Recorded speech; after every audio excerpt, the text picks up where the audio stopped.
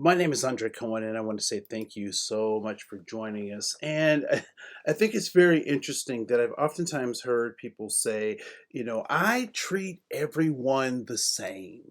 And to do less is racist in and of itself. Has anyone ever heard someone say that or make mention of those facts? And I commend people who are trying to make an effort, right? Because there are clearly people who are not trying to make an effort to think about diversity, equity, and inclusion in a sophisticated way, right? So some folks are just like, that's hogwash. The 1960s took care of that. As a matter of fact, I'm experiencing reverse discrimination. That's another video. But when we think about this notion of treating everyone the same, this image of these plants really comes to mind for me, and I think about what would happen if.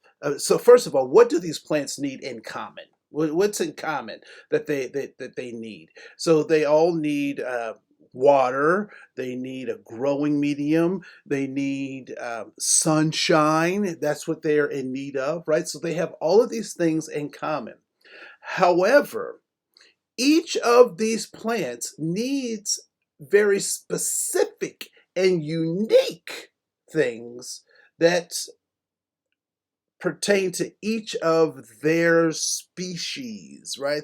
So each of their plant type requires something a little bit differently, right? So if I watered all of these plants the same, right? If I took a jug and I just went across and watered all of them exactly the same, what might be the results given the uniquenesses of each of these plants species, right? What might be the results? And I would suggest that the results would be uneven at best and detrimental to some and advantageous to others simultaneously.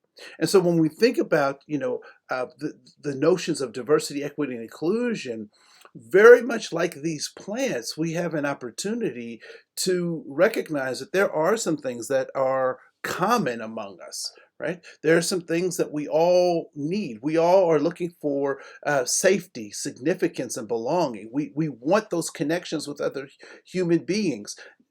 But how those connections happen and what those connections mean is very specific to, we could go as far as the individual and or to our people groups, right? So how we see the world, the cultures that we grew up in, the environments that we grew up in, the time that we grew up in, can lend itself to having some very particular ways in which we want to engage with the world or receive information.